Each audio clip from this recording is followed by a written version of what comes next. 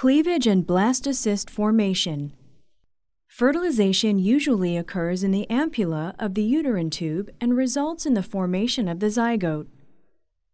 Cleavage, or division of the zygote, occurs as it passes along the uterine tube toward the uterine cavity. Approximately 30 hours after fertilization, the zygote is at a two-cell stage with two blastomeres surrounded by the zona pellucida. Repeated mitotic division of the zygote produces a large number of blastomeres, which become even smaller with subsequent division. 40 hours later, there are 4 blastomeres.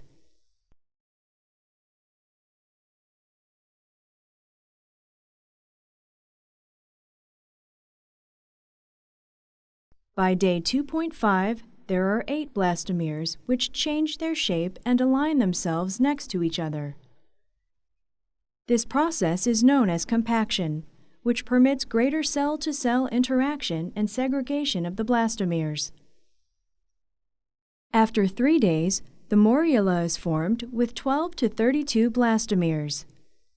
As the morula passes along the uterine tube, a cavity is formed within the morula.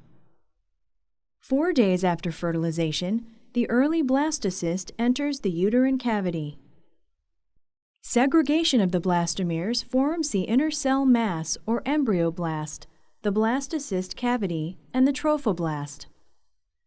The trophoblast encloses the embryoblast and blastocyst cavity.